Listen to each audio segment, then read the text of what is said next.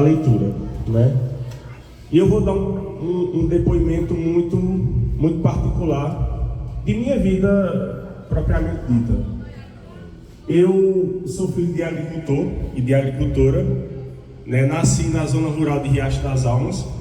Na época, nem energia elétrica tinha, né? Então faz um pouquinho de tempo, né? E no início dos meus estudos, né, ali primeiro, segundo, terceiro até o quarto ano, né, eu estudei numa escola do campo, né? E essa escola do campo era uma escola multisseriada. O que é uma escola multisseriada? É que em uma sala você tem mais de uma série. Por exemplo, lá funcionava manhã e tarde, né? De manhã era primeira e segunda série e à tarde era terceira e quarta. Então, nessa escola do campo, os alunos, os professores, nós não tínhamos acesso a livros, não existia biblioteca. Então, para a gente ter uma ideia, a minha vida toda, né, na minha vida estudantil, como eu sou filho de agricultor, minha mãe estudou até a quarta série, meu pai estudou até a terceira série. Eu não fui estimulado, digamos assim, durante a minha infância, para a leitura. Eu não tive esse estímulo, igual muitos de vocês têm nos dias atuais, e também eu não tinha acesso ao material propriamente dito, a livros, a essas coisas. Isso vai começar a mudar ali por volta do meu ensino médio, né, que eu sou formado em normal médio, no antigo magistério, que é a formação do ensino médio durante 4 anos que você estuda para ser professor. E ali no ensino médio a gente já começa a ter um acesso maior à leitura, porque o ensino médio de magistério é bem puxado, você tem que ler vários autores da pedagogia, né? E dentro da universidade é que você tem, né, que eu tive na verdade, não é que você tenha maior acesso à leitura, é que vocês podem ter durante toda a vida de vocês, mas foi onde eu tive o maior acesso à leitura. E eu trouxe esse livro para vocês, né, é de um autor chamado Josué de Castro. Ele é um pernambucano, nosso conterrâneo, nasceu ali por volta do início do século XX, e ele não era um geógrafo, ele era um médico, né, ele foi eleito deputado, né, era um ativista político, né, foi um grande pensador da geografia. Ele escreveu esse livro ali por volta da década de 40, né? E por que eu trouxe esse livro para vocês, Geografia da Fome? Eu particularmente, sou uma pessoa muito indignada com a questão da desigualdade social, que existe aqui no Brasil e também em todos os países do mundo, né?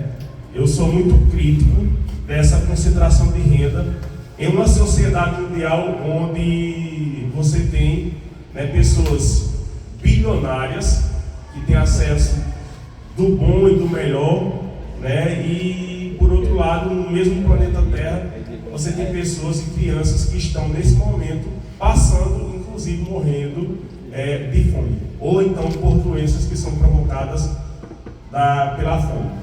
E ali durante o século XVIII, né, um cara chamado Thomas Malthus, ele estabeleceu uma teoria, que essa teoria ficou conhecida como teoria malthusiana, né? O que é que ele dizia nessa teoria? Ele dizia que a questão da fome no mundo era resultado do grande crescimento populacional.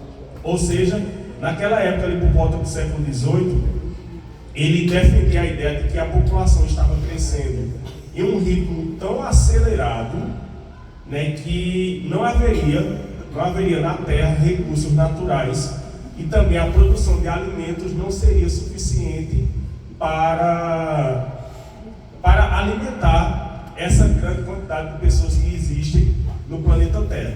Então, Malthus defendia que era necessário que se tivesse um controle da natalidade, principalmente o controle da natalidade em países pobres, porque ele dizia que se a população crescesse em um ritmo tão acelerado, não haveria produção de alimento suficiente para alimentar essas pessoas. E por este motivo, existia uma grande quantidade de pessoas no mundo passando fome.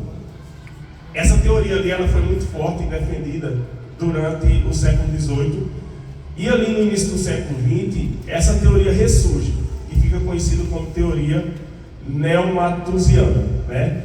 Essa teoria ressurge e nessa nova teoria, durante o século XX, ali por volta de 1900 e alguma coisa, né, se diz que o grande crescimento populacional, que a fome que existia naquela época, que existe no mundo, era resultado do grande crescimento populacional e também de questões climáticas. Então, se a gente colocar e parar para pensar, né, é muito cômodo para as pessoas mais ricas dizer que a fome que existe no Brasil, que existe no mundo, é culpa da questão climática, é culpa do grande crescimento populacional. É muito cômodo para a classe mais rica, é muito cômodo para os políticos, porque se a fome que existe no Brasil, se a fome que existe no mundo é resultado de outros fatores, então não é culpa da concentração de renda, não é culpa da falta de políticas públicas de combate à fome. E foi nessa época que Josué de Castro lançou esse livro, conhecido como Geografia da Fome. E nesse livro, ele vem para romper com essa ideia, né?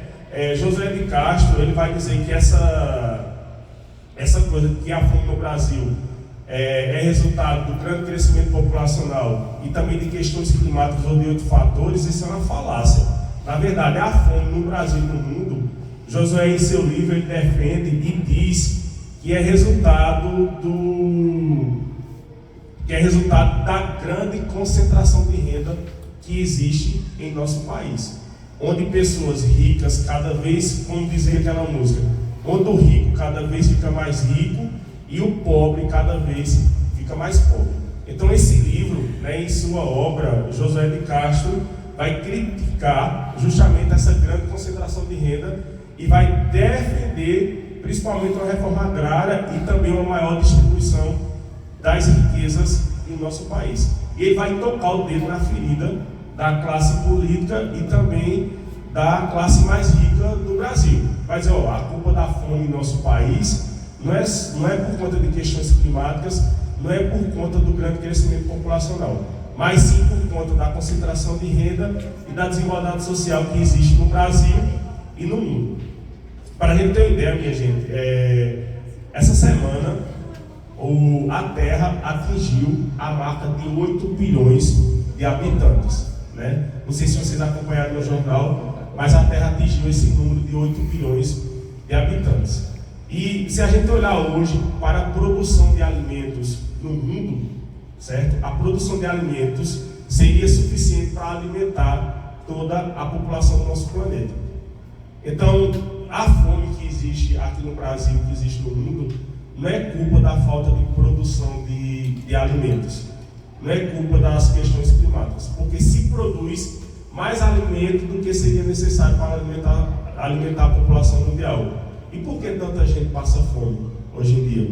Então acho que isso é a reflexão que a gente tem que trazer para a nossa vida, né? Tem que trazer para o ambiente escolar, e esse livro ele retrata bem essa questão, por isso que eu vim aqui falar sobre ele. Inclusive recomendo, né, que vocês, se puderem ler, façam a leitura, certo?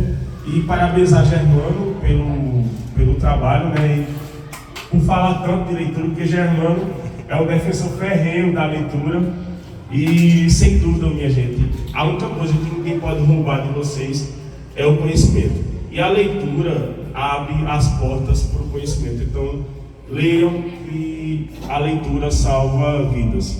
É isso que eu tinha para falar. Muito obrigado.